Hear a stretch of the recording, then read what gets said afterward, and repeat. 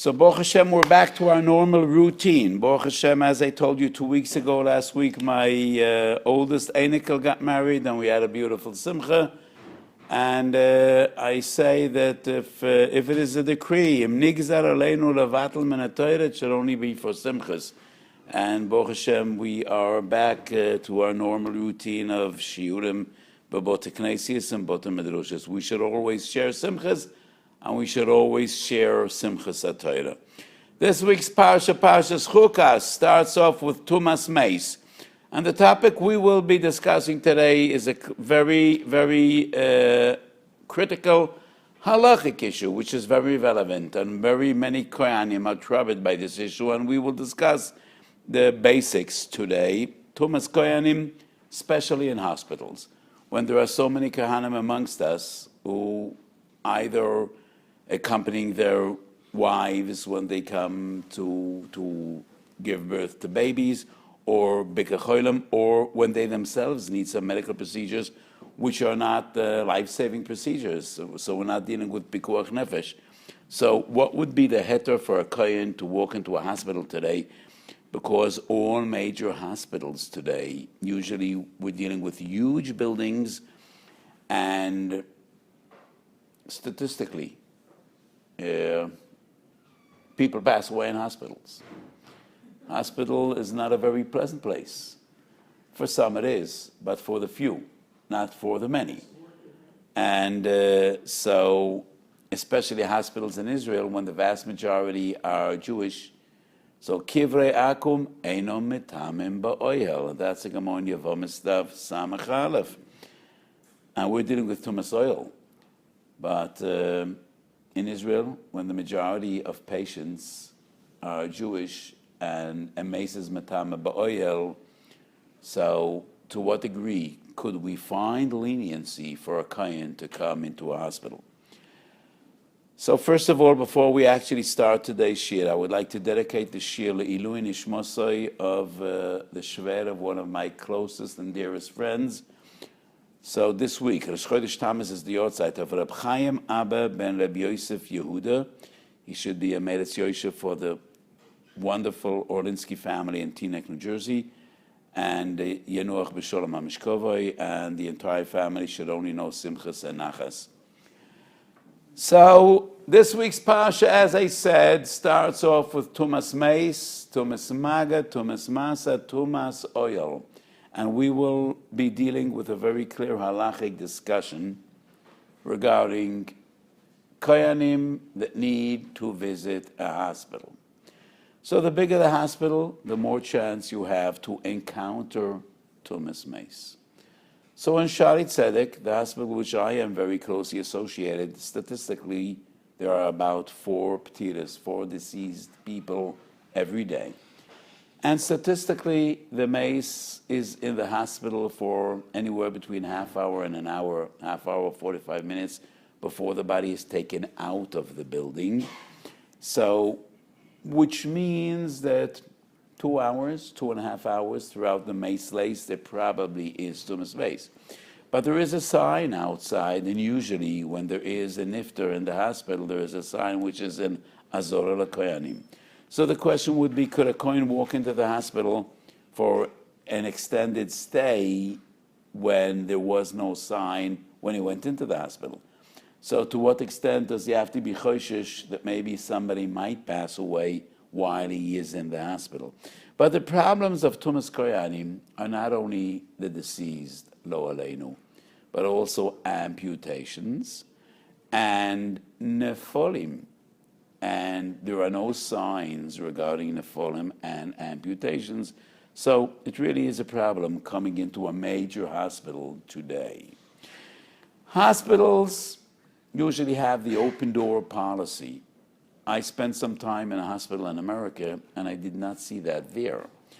Most of the doors there are closed, but here there is an open door policy, because the directors of hospitals feels it's more friendly when doors are open.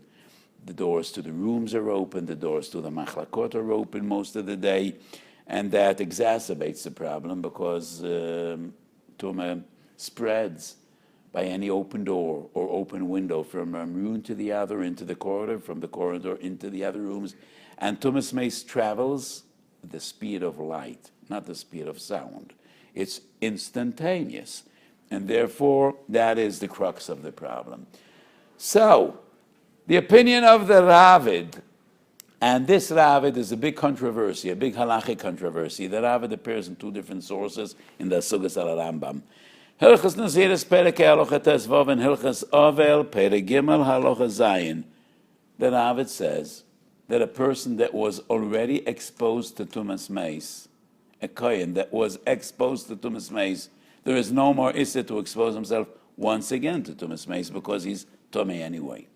So according to the Ravid today, Tumas Mace LaKohen would be irrelevant because when a baby is born in the hospital, and he usually spends a few days in the hospital, so we could assume that in those few days he was exposed to Tumas Mace. So he is already Tumah. And even if he went to the mikveh, that won't do him any good, because as long as we don't have Eifer Porah, the Porah Aduma, there is no way to purify yourself from Tumas Mace. So since that baby was born till the end of his days, according to the Ravid L'Choyre, there is no Isser. And the Mishnah Lamelech in Hilchas Avel Perek Gimel argues that the Ravid is a Das Yochid. But that definitely is not the case. Obviously, the Mishnah Lamelech wasn't aware that there are very substantial Rishonim of the great Rishonim that have the same opinion as the Ravid. The Rosh Halochas Ketanas Dinei Tumah Siman Vav says that the Rabbeinu Tam is of the same opinion of the Ravid, and the Rabbeinu Tam was Rosh V'Rishon LeBaalei HaTosfos. The Halochas Gedoros, quoted by Shlit Gebeira Mararif, says the same. Once a Kohen is Tumas Mace, as long as he is not Oila Mitimosoi, there would be no additional Issur to expose himself once again to Tumas Mace. The Lechem Mishnah in Hilchos Naziris quotes Rashi Masechet Nazir is the same. So the Mishnah Melech definitely isn't right when he argues that the Ravid is a Das Yochid. It still is a minority opinion. It still goes against the Rambam and more significantly against the Shulchan Aruch. But it is an opinion. And there's a major discussion between the Achronim whether we could be mitzarev the Ravid to a svek sveket to look for room for leniency. So the Dogal Mervova is the Dagos of the Noide B'Yehuda and Shulchan Aruch in Yoredei Siman Shinayim Beis. Torch Kedei Dibo, he makes a psak and he retracts. So B'Tchilas Advorim, the Dogal Mervova writes, the Ravid, we could be mitzarev to a svek sveket. V'kach nahagu, writes the Dogal Mavovo, to be mitzarev the Ravid. If we have any other suffix, then we could judge and we could argue that it's a svek sveke, because according to the Ravid, once a kohen is tumah, there would be no additional isser to be metama atzmai once again. And then the Dogal Mavovo writes, all that Ravid means to say is that there is no malchus, but there definitely is an isser rabbanan and maybe even an isser dioraisa. And the Chassam Sofer has a very interesting tshuva, Yoredei Siman Shin Lamed Vav, and Tshuvas Chassam Sofer. And the Chassam Sofer tells the story that he accompanied his great Rebbe Reb Nosson Adler. When Reb Nosson Adler was in Prague and he went to visit the Noide B'Yehuda, and this was the discussion of those two great Gedolim. The Noide B'Yehuda argued, according to the Ravid, there would be no Isser of Tumas Kohanim B'Zman Hazeh. And Reb Nosson Adler argued, no, the Ravid only refers to Malchus, but it's an Isser Dioraisa, even though it is not clear. If there would be an Isser Dioraisa, why wouldn't there be Malchus? But the Chassam Sofer says that Reb Nosson Adler caused the Noide B'Yehuda to retract and to regret his previous psak. And in Dogal Mavovo we find the Mishnah Rishona and the Mishnah Achroina as well. However, many great Achronim learned the Ravid Kipshutoi, and that definitely seems to be the case of Shittas Rabbeinu Tam and the other Rishonim that I quoted. So the Mishnah Lamelech, even though he doesn't paskin in accordance to the Ravid, because in his opinion the Ravid is a Das Yochid, but his understanding of the Ravid is there would be no Isser at all. And that is also very clear in Shuvas B'Kiva Eger. Tinyona Simen Yudches.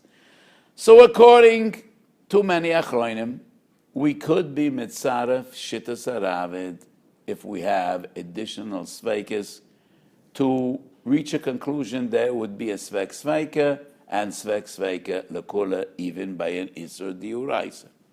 So as I explained, the Ravid is not a das yochid.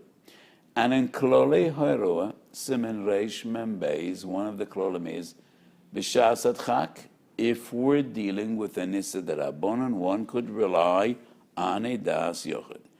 So in our quest for leniency, after we learn the Shittas HaRavid, we need to look for either additional sveikas or an assumption that we're dealing with a D'Rabbanan and not a Diurais. What else could come into account?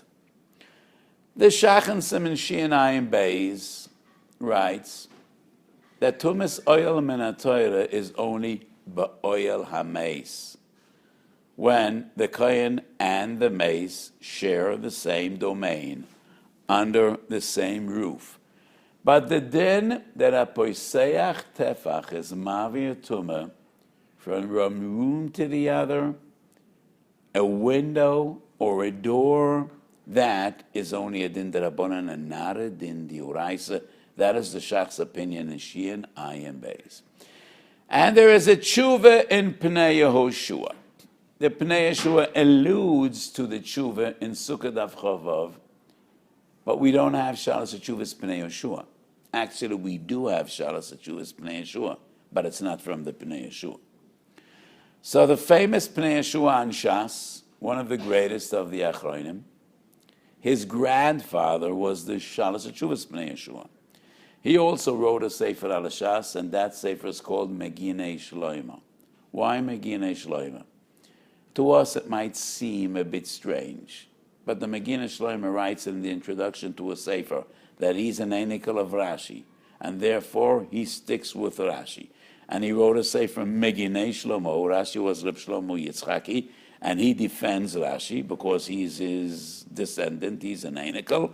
So he wrote a Sefer to be miyash of all the kashas of Tosfos and Rashi.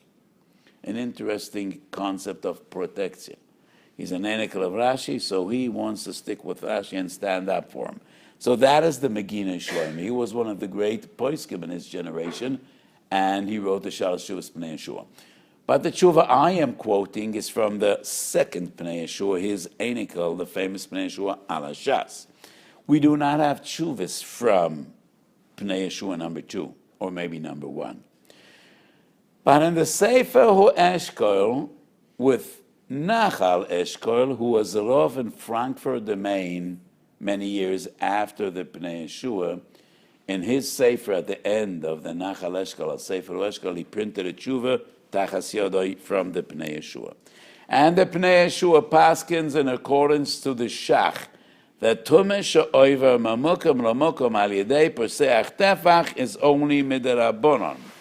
And the Shach in that same Sif Koten, in that same paragraph, writes, Soif Tumah Lutzeis is definitely mid'Rabbanan. So Masechet Ohalois, there is an additional concept. If a mace is in a room and the door is closed, locked, we still say that the tumah passes through that door. Because if that is the only door, and it is predestined that the mace will go out of the room through that door is considered as if open, and tumah will pass through that door even if it is closed. And that is the concept that Chazal define as soif tumah lotzeis. If there are different doors in the room and we have no inkling, no idea which door we might go out, then we do not say soif tumah lotzeis. But if there is only one way out, even though the door is closed, it is considered as if open, and tumah will pass through that door. So the Shach writes 2 arguments. Even if the door would be open, it still would be a tumah d'Rabbanan. If the door is closed, sof tumah lotzeis definitely is mid'Rabbanan. And the Pnei Yoshua supports the Shach on both counts. However, the Magen Avraham is Choylek al Shach twice in Hilchos Shabbos, Shin Yud Aleph and Shin Mem Gimel. Magen Avraham quoting the Shach and Yerodea and rejecting the Shach. And most of the Achronim rejected the Shach. And the Avnei Nezer has a most interesting expression.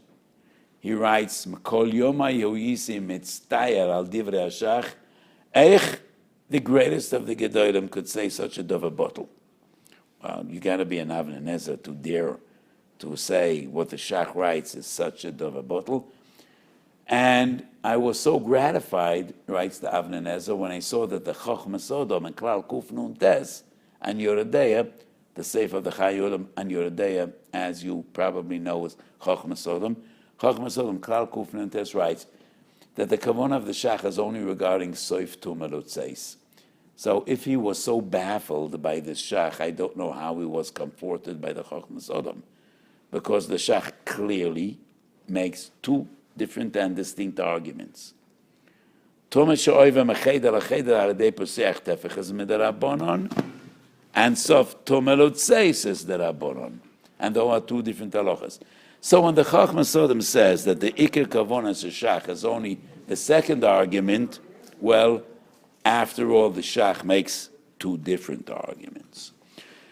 So anyway, this is one of those rare cases. Yes, it's a Shach, and the Pnei Yeshua paskins in accordance to the Shach.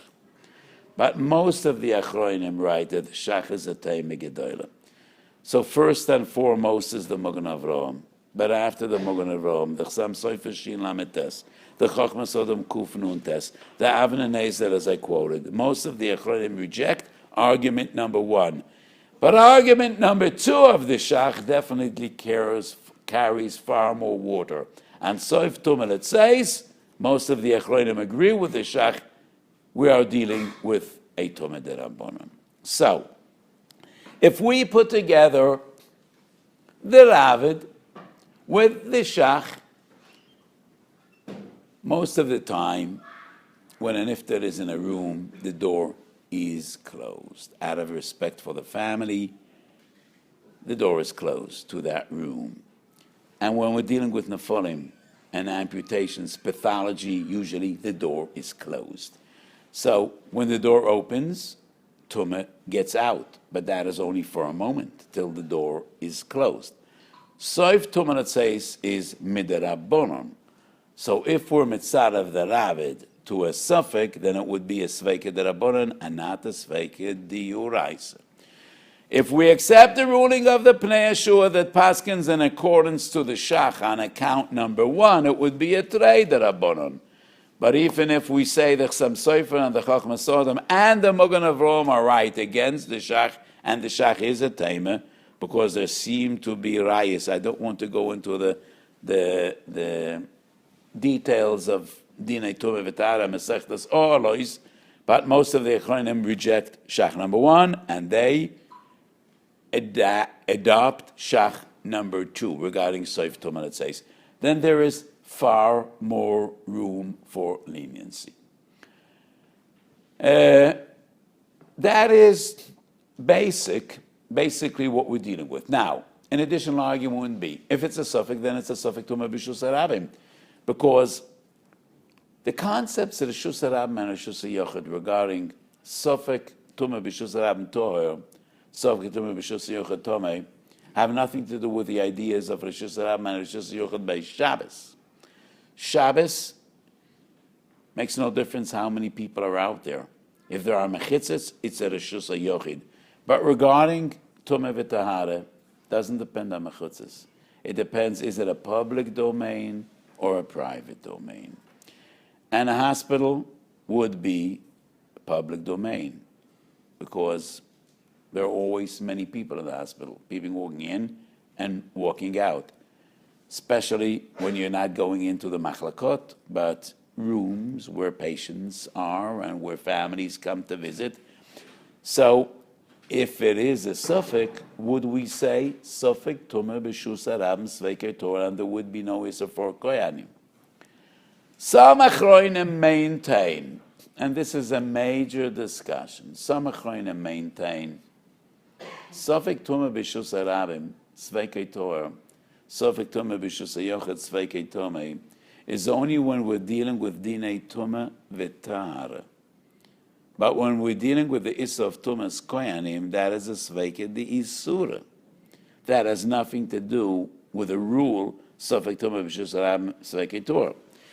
It is only when a person passed in a place which there is a Sofek Tumah. Was he Nitma or was he not Nitma? We're dealing with a Yisroel, not a Kohen. Is he Tumah or Torah? It is there that Chazal decree and say, if it's a Shus HaRabim Sveikei Torah, if it's a Shus HaYochad Sveikei Tomei. But when we're dealing with the heter for a Kohen, is he permitted or prohibited to going into a place where there's a Sofek Tumah? That is defined as a Sveikei D'Oraisa, and a Sveikei D'Oraisa L'Chumra. So the rules that B'Reshus HaRabim Sveikei Torah, B'Reshus HaYochad Sveikei Tumah do not apply. That is the opinion of the Noid B'Yehuda, in Tzlach and some other Achronim. In many tshuvas that I wrote on this sugya, I maintain alocha lamaisa, no, even when we deal with Tumas Kohanim. It is a Sveikei D'Oraisa. But first we must decide, is this a Mokum Tumah or it's not a Mokum Tumah? And if the basic rules of Tumah V'Tahara are Sofek Tumah B'Shus HaRabim Sveikei Torah, then there would be no prohibition for a Kohen going into that place. However, that is only if we define a certain space as a Sofek Tumah. And once again, if it's a major hospital, most of the day there probably would be deceased. If it's not a huge hospital, we could assume that most of the day there aren't mesim, and a Kohen would not be exposing himself to Tumas Meis. However, if he plans to be many hours or days in the hospital, then the chances are that he is exposing himself to Tumas Meis. Shuras Shai was the Av Beis Din in Sighet 150 years ago. Very choshev a sefer. And in Shuras Shai, Chelek Aleph Siman Tov Kuf Nun Tes, he deals with this very same question. Could a Kohen visit the hospital? Now, hospitals in Chutz La'aretz, especially many years ago, the vast majority of patients were Goyim. And there weren't huge institutions in which hundreds and hundreds of patients were there together. There were small local units, so the problem was a far lesser problem than it is today. But the arguments are interesting. So Shuras Shai, Chelek Aleph Siman Tov Kuf Nun Tes, he deals with the question, could a Kohen visit a family member or a friend in a hospital? And he writes two svaros for leniency. One, Cheskes Chai. So we would assume that nobody died, nobody's dead in there, because every person has a Cheskes Chai. And the basic source of Cheskes Chai is in Gittin Daf Chof Ches. Eishes Kohen that left her husband at home, or her husband, the Kohen, traveled to Medina Sayam, she could eat Truma, because we assume that he's still alive. We haven't heard from him. He didn't send an SMS, he sent no emails, we haven't heard from him, but we assume he's alive because a person has a Cheskes Chai. Until he proves differently, we assume that he is alive. So the Shuras Shai writes, Cheskes Chai. And he also makes an interesting argument based on Hilchas Toiloim. What does Hilchas Toiloim have to do with Hilchas Tumas Meis? So on Hilchas Toiloim, Siman Pei Dalet, Tirozov, Sivkot Yud Zayin, the Taz brings the Marshal. If we have a dish and we find 3 flies in the dish, then we just throw out the flies. And we don't say if there are 3, there are probably many more. So the Marshal differentiates between 2 different types of bugs. If it's bugs that infest fruits or vegetables, and they grow in the fruit or vegetable, then Cheskas Gimel Pa'omim is valid. Because if there are 3, that means this fruit was infested. But if we're dealing with flies, flies come from the outside and not. So even if we find 3 flies, why would we assume that there are more? There happen to be 3 flies that fell into the soup, but why would you assume there are more? So the Tas Paskins, if it's me'al meka'osi, if these are insects like flies that just fall into a dish from outside, then the fact that we found 3 doesn't necessitate we should be choishes there are more. So the Chura Shai, what a strange svara. He writes, well, Mason aren't bred in a hospital. They just happen to die there. And therefore, it's like flies that come from the outside. There would be no chazakah. And I think both svaras are svaras rechoikes b'yosa. They don't really stick and don't really make sense in our discussion. First of all, cheskas chai. Would cheskas chai mean that people don't die? Obviously, at some stage they do. Cheskas chai is relevant when we're dealing with an individual. We know that he was alive when he left us. We would like to know whether he's still alive. So Chazaka says, yes, that's the din of Chazaka de Mekora. If we know that a girl wasn't married and there's a suffix in the Kiddushin, we say Cheskas Pnuya. That is the basic concept of Chazaka de Mekora. But would Cheskas Pnuya say there are no married women in this town? Of course there are married women in this town, and that has nothing to do with Cheskas Pnuya. So in the same way, Cheskas Chai cannot say there are no deceased people in this hospital. Cheskas Chai, like Cheskas Pnuya, like any other Chazukah de Meikora, is relevant when we're dealing with an individual person or an individual thing or individual phenomena or whatever it is. But Cheskas Pnuya doesn't say nobody got married. Cheskas Chai doesn't say nobody passed away. And therefore, Cheskas Chai is not relevant to our question. We're not dealing with any individuals. Are they still alive or not? We're dealing with a hospital. Are there niftorim in this hospital or not? And for the same reason, I don't think the question here is Cheskas Gimel Pa'amim. If the question would be, yes, 3 people passed away today, does that mean we have to be choshesh that many more will pass away? No. It has nothing to do with the number 3. Cheskas Gimel Pa'amim is irrelevant when we're dealing with natural phenomena. And in my Sefer Bava Basra and in different sources in my Sforim, I defined what Cheskas Gimel Pa'amim is all about. Some things just happen at random, what we call coincidence. So if a shor was mazik, if a shor hurt another animal once, we say that was just by chance. But if he did it 3 times, we decide this is a dangerous animal. So as long as any phenomena happens once or twice, we do not conclude that this is the nature of things. It might be coincidental. But when any phenomena happens 3 times, then we assume these 3 times are not coincidental. They have something in common. Obviously, this is the nature of things. And we find more than 10 different sugyas in Shas which are based on this same idea. Tinok shemesu echov machmas mila. A baby after circumcision passed away. A younger brother was born.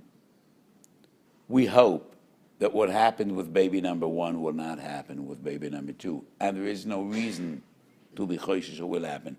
But if 2 children passed away, then we are careful with child number 3. So Badina Nefoshes, 3 zimna have a chazaka. Badina Momenes, Tlat zimna. That's a machlokes Rebbe and Reb Shimon ben Gamliel. So we find this concept by Shor Nagach.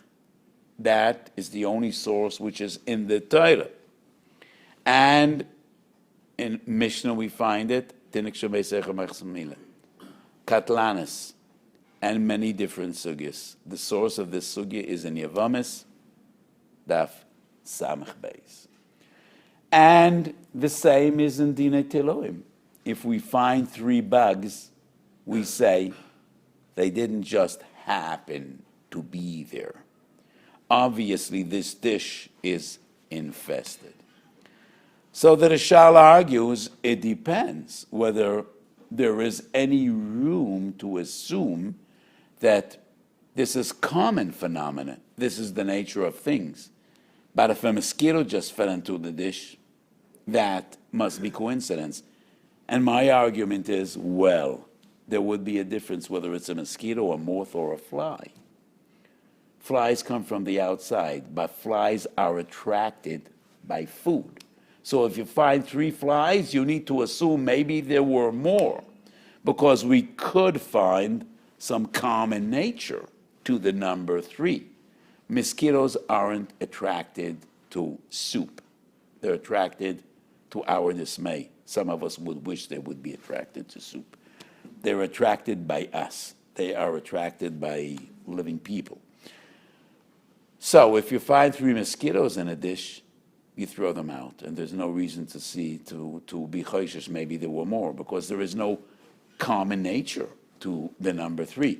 But so it doesn't really matter whether it's from within or from without, whether the food was infested or the flies were attracted to the soup.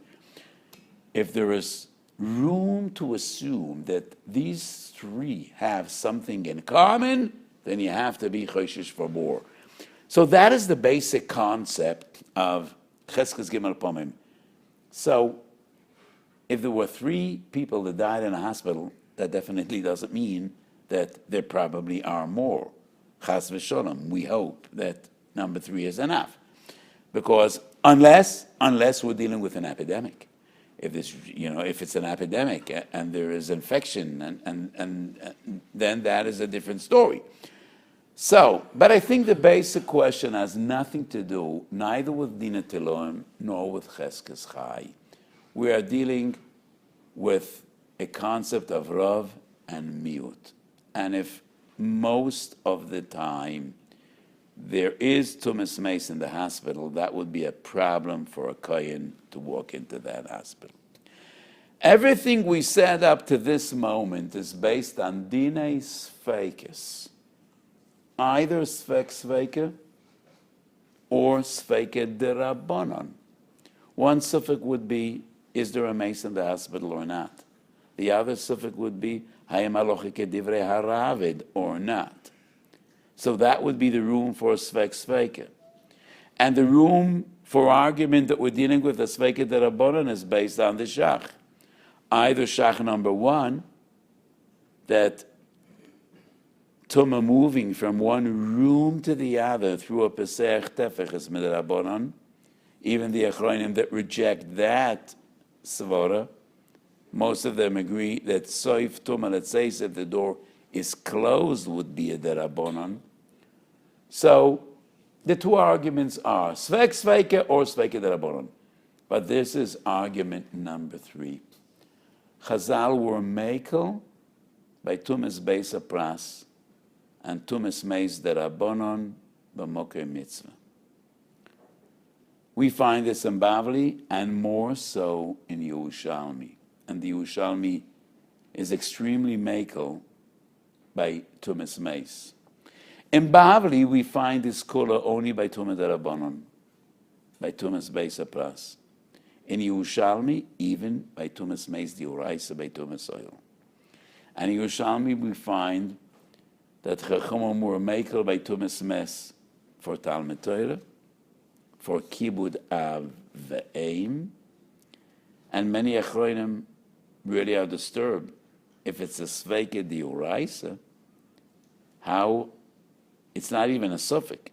If it's a D'Oraisa, Tumas Mes, how could we be lenient for Kibud Av or for Talmud Torah? Would that be Esed Doichaloisasa? Very unreasonable. First of all, Tumas Kohen is an Esed Veloises, ein Esed Doichaloisasa Ve'esed. And it's not Be'idne, so it definitely wouldn't be Esed Doichaloisasa.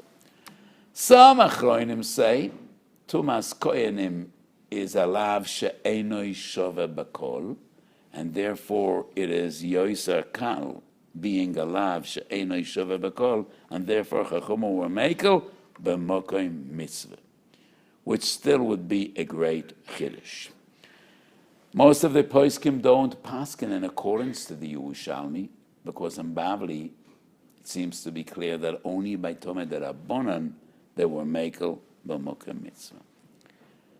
But if we do assume that we're dealing with a Tumat Rabbanan, because even if there is a mace in the hospital, we could assume that most of the time the door is closed, and soif tumalot says is only a Rabbanan, and we also hope that from that room where the nifta might be till where I am visiting, we hope that some door is closed along the way. So, Soif Tumalat says is the Rabbanon, and B'moka Mitzvah, yesh lahakal. And therefore, if a Kohen feels he wants to visit his wife who had a baby, Bikur Cholim is a mitzvah. If his parents are in the hospital and he wants to go visit them, if he needs to accompany his wife when she is having a baby, and it's her Yesu V'daita that her husband should be with her when she's having the baby, if you're dealing with a Moka Mitzvah, if it's Kvoid Rabbi or similar situations, I think if we do not know with certainty that there is a mace right now in the hospital, there definitely is room for leniency based on all the different svaras and different yesaidas that we presented today. So today we had a very clear halachic discussion, and this year sometimes is lamda, sometimes is halacha, kachi darko shel Torah, and today we deal with a very common question which many Kohanim are troubled about, living in Eretz Yisrael, and some circumstances it is very hard to avoid going into the hospital, especially when these people themselves need medical treatment and medical attention. So if it's even a remote question of pikuach nefesh, then it's not a shaila. Pikuach nefesh doiche kol haTorah kolo. But sometimes we're dealing with elective surgery or procedures that definitely are not dealing with life-threatening issues, and there isn't even a remote pikuach nefesh, but nevertheless, we still need medical attention. So it definitely is a mitzvah. Caring for your body, v'nishmartam ha'nefesh is a mitzvah, and b'mukha mitzvah yesh lahakal, betumat derabonon, betumas koyanim, according to the Yerushalmi, even betumat diuraisa, definitely betumat derabonon, and a sofek tumat derabonon b'mukha mitzvah, v'adai sheyesh mokem lahakal. So this week's parsha is Parshas Chukas, and Parshas Chukas deals first and foremost with Tumas Meis, and Tahara mit Tumas Meis, Poraduma. And Poraduma is the example of Chazal, the most evident and obvious example of Chukim Chukakti Gzeres Gozarti Ve'enoch Reshus Lahara Rachareim. As Rashi brings, Lefisha Sotn Vomis Hoyle Moinim Es Yisrael, Ma mitzvah zu v'ma ta'am yesh bo, lefichach korei hakosov chuko, chukim chukakti, gzeres guzarti, ve'enoch ureshus laharer achareihen. So many Sifrei Musar maintain that it is not only the chukim, even the mishpotim, in a way. Gzeres guzarti, ve'enoch ureshus laharer achareihen. So Rashi explains, our Torah is divided in two different spheres, two different concepts, chukim and mishpotim.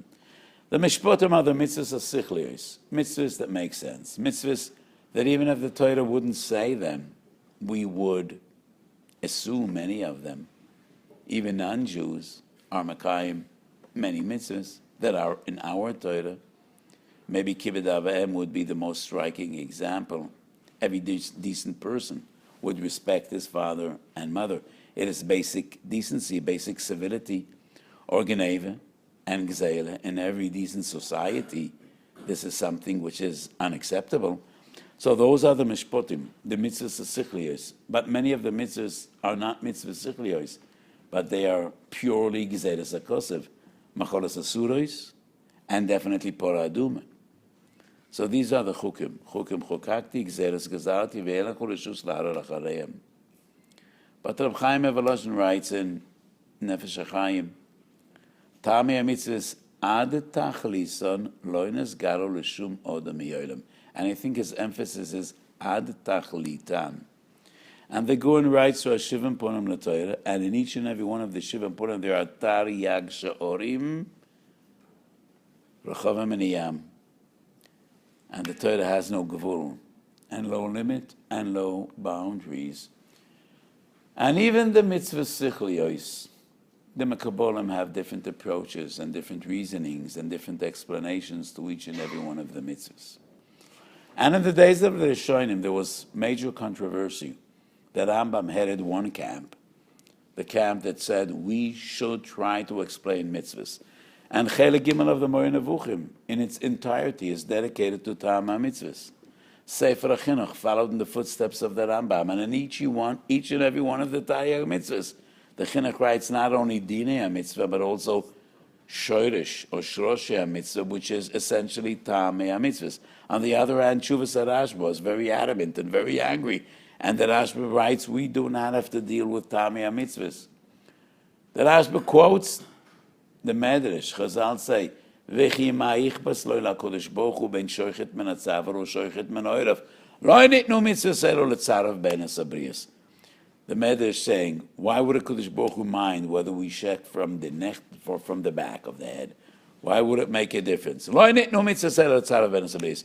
So the Rambam actually quotes this Medrash, and the Rambam writes, in Halacha we know that Mara Merchoda, and then we need to decide who's right and who's wrong, who is nifsak la'alocha and who is rejected.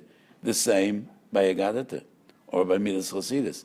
The Rambam writes that Locha is not in accordance to that opinion that says Loi nitnu hamitzvahs elo letzarav ben hasabriyas. However, there's an interesting expression in Moreh Nevuchim in Perek Lamed Beis and Chelik Gimel. The Rambam writes, and I am not quoting the Lashon of the Rambam, because as beautiful and precise the Lashon of the Rambam is in Mishnah Torah, and the Rambam was an oman in expression, but the Lashon of the Rambam, as all early Jewish philosophers in their philosophical works, is very heavy and unfriendly. So, but the Rambam writes, I'm quoting him in my sprach, in Lashon Kodesh, the Rambam writes, Kol hanoisen ta'am leprotei hamitzvahs einoi elo mishtagei shigaon gadol. That is more or less what the Rambam writes. But the Rambam heads the camp of those that are doirish Talmud Ekro.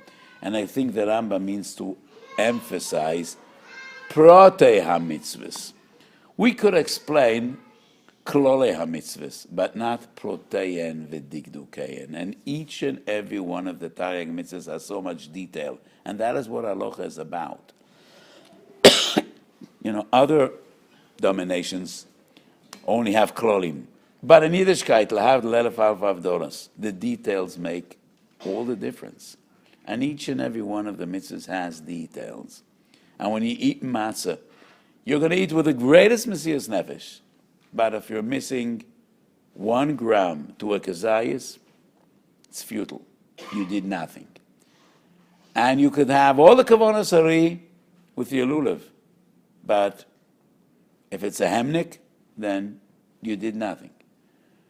And the Rambam says, there is no way to explain all the protei hamitzvahs, even though we could find reasonable explanations for klolei hamitzvahs, but not for protein. So the Balei Kabbalah have more explanations than protei hamitzvahs.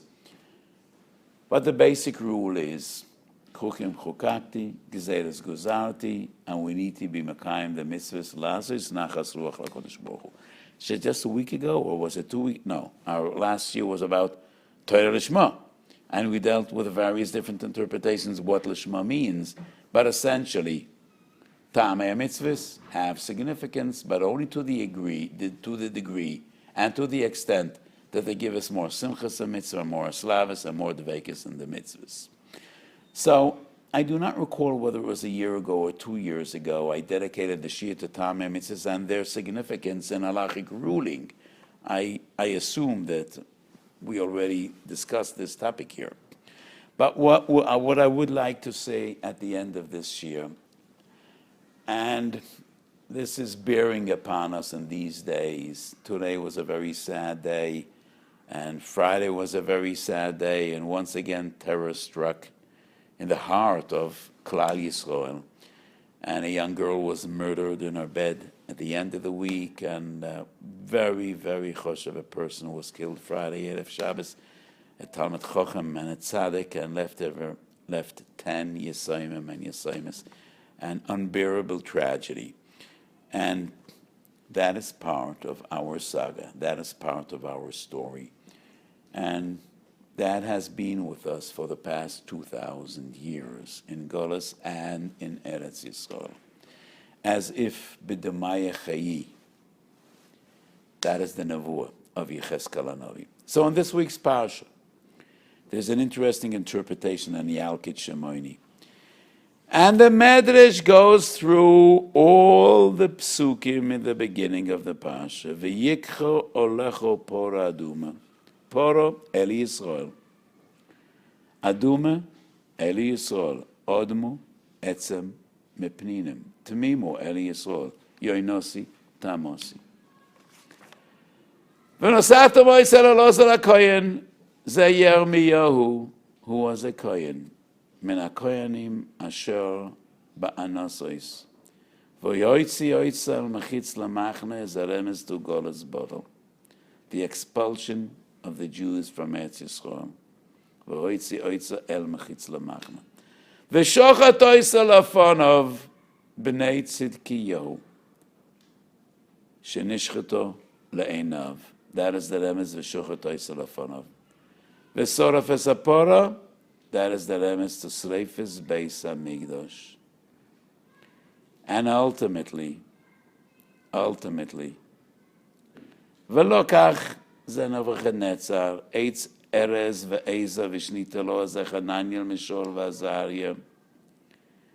And the Medrash explains all the details of this posuk, going through the story of Golas Yisrael.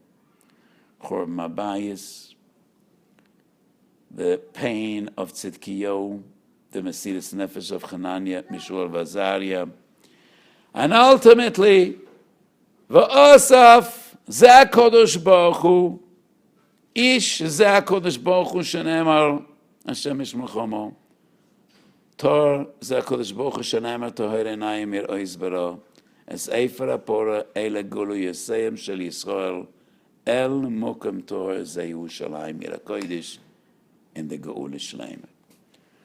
So the Medrash explains this entire parsha, from Sreifas Apora to Asifas Eifar. That is the story of our people, the story of Golas and Geula, of exile and redemption. And what I would like to add on to this Medrash, then on this pshat as well, Chazal say, Gzeres Gozarti, V'chuchim chukakti v'ein lechu reshus laharer achareihem. We are the chosen people. We are HaKadosh Baruch Hu's beloved ones. Not only his avodim, his bonim, his intimate family. So why do we suffer more than all the others? Moshe Rabbeinu asked the same question. And in Brochas Dav Zayin, Chazal say that when Moshe Rabbeinu asked HaKadosh Baruch Hu, what did he want to understand? What was he pained by and troubled by? Moshe asked Tzadik V'Raloi, Rosha V'Toivloi. And to me it is clear that he didn't mean Ploini HaTzadik and Almoini HaRosha. Kodesh Baruch Hu bears upon Moshe Rabbeinu to be Goel Yisrael. Moshe turns to HaKadosh Baruch Hu. If I am destined to be the leader of Klal Yisrael in such a difficult period, and I feel their pain and their suffering, I think I should understand what's behind all this. And when Moshe wants to understand Tzadik V'Raloi, Rosha V'Toivloi, Libi Yoimali, he is referring to the destiny and the story of Klal Yisrael. And there's a machlokes in the Gemara of Meir Rabbi Yossi, Haim Nana Moshe B'Tvilosai or Lo Nana, whether HaKadosh Baruch Hu responded, whether HaKadosh Baruch Hu shared with Moshe Rabbeinu the secret of Tzadik V'Raloi Rosh V'Toivloi. Machlokes Tanoim, whether Nana Moshe Lebakashosai. So if Moshe didn't understand, how could we understand? But this is our destiny. This is our story. And in our parsha, there is a remez to our saga. And when Chazal say, An Pora Aduma, Chukim Chukakti, Gzeres Gezarti, V'yenechu Reshus Lahara Lacharei, and it also refers to the pshat that we find in Yalkut Shemaini. But we do have to feel the pain. And that is what is unique about Klal Yisrael. We're one family and one people, and we're all brothers and sisters. And when tragedy strikes, we all feel the pain. So we need to daven and do whatever we can to ease, to help. Ishasei Zayri v'la'ochav yoyim chazak. Shelo yashom shoyd v'sheva. Shakadosh Baruch Hu yerachem. And we should know no more tragedy. Shakadosh Baruch Hu yishlach lanu Mashiach tzedkenu. Shiyitkayem banu. V'osaf ish toher zeh HaKadosh Baruch Hu esreifas hapora ele goli Yisrael shel Yisrael al mokom tor zeh Yerushalayim ira kodesh bebias goyel tzedek b'mheiro v'yomeinu amen.